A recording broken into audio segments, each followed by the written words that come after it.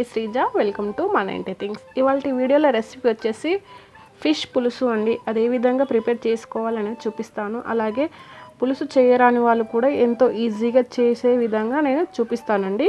So late చేయకుండా వీడియోలోకి వెళ్ళిపోదాం. దానికోసం మనం స్టవ్ ఆన్ చేసుకొని ఒక వెడల్పాటి మందపాటి గిన్నె పెట్టుకోవాలి. అండ్ తర్వాత అందులో 2 స్పూన్స్ ఆయిల్ యాడ్ చేసుకోవాలి. సో ఇది బిగినర్స్కి కానీ చాలా ఈజీగా ఉంటుంది. తప్పకుండా ట్రై చేయండి ఫ్రెండ్స్. అలాగే ఆయిల్ హీట్ అయిన తర్వాత మనం అందులోకి జీలకర్ర ఆవాలు యాడ్ చేసుకుందాం. తర్వాత వీటిని యాడ్ చేసుకున్న తర్వాత హోల్ గరం మసాలా స్పైసెస్ వేసుకోవాలండి. పట్ట, దాల్చిని, ఇలాచి, లవంగ, సాయి జీరా వేసుకున్న తర్వాత మనం ఉల్లిపాయ పేస్ట్ వేసుకుందామండి. ఒక 2 ఉల్లిపాయ పెద్ద సైజువి తీసుకొని మనం మిక్స్ చేసుకొని ఈ విధంగా పేస్ట్లా పట్టుకొని మనం వేసేసుకోవాలి తాలింపులో. సో దీన్ని మంచిగా ఫ్రై చేసుకోవాలి. ఫ్రై చేసుకున్న తర్వాత మనం ఇందులో ముందుగా దంచి పెట్టుకున్న వెల్లుల్లి అలాగే జీలకర్ర, ఓన్లీ వెల్లుల్లి జీలకర్ర పేస్ట్ మాత్రమే యాడ్ చేసుకుందాం. సో ఎక్స్ట్రా ఫ్లేవర్ అనేది మన చేపల కర్రీకి వస్తుందండి ఇలా వెల్లుల్లి జీలకర్ర పేస్ట్ వేసుకుంటే. తర్వాత ఇది వేసుకున్న తర్వాత మనం దీన్ని ఫ్రై చేసుకోవాలి ఒక 2 మినిట్స్ పాటు. తర్వాత ఇది ఫ్రై అయిన తర్వాత మనం ఒక స్పూన్ అల్లం వెల్లుల్లి పేస్ట్ కూడా సపరేట్గా వేసేసుకోవాలి. ఈ విధంగా 2 యాడ్ చేసుకోవాలి.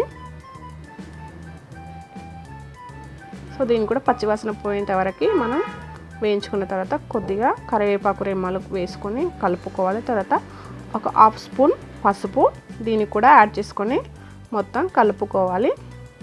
ఈ విధంగా చక్కగా మిక్స్ చేసుకోవాలి. తర్వాత మనం ముందుగా వాష్ చేసి పెట్టుకున్న ఫిష్ ముక్కలు అనేటివి డైరెక్ట్గా మనం ఈ పోపులో వేసుకోవడమే.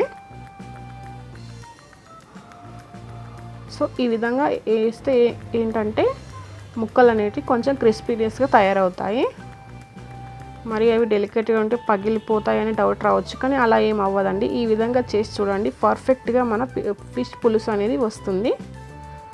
సో అవి కొంచెం ఫ్రై అవ్వడానికి మెల్లిగా తిప్పుకోండి అంతే, జస్ట్ ఎక్కువ కలపకూడదు. అవి డెలికేటెడ్ కాబట్టి తొందరగా విచ్చుకుపోతాయి.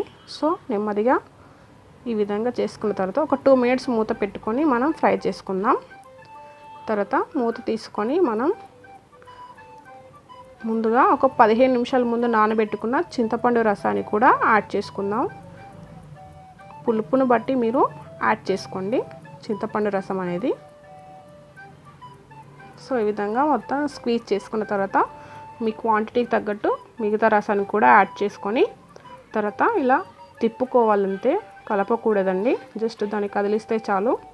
తర్వాత ఒక 5 మినిట్స్ తర్వాత బాగా మరిగిన తర్వాత ఒక 2 స్పూన్స్ మనం కారం యాడ్ చేసుకుందాం. తర్వాత ఒక స్పూన్ సాల్ట్ యాడ్ చేసుకోవాలి.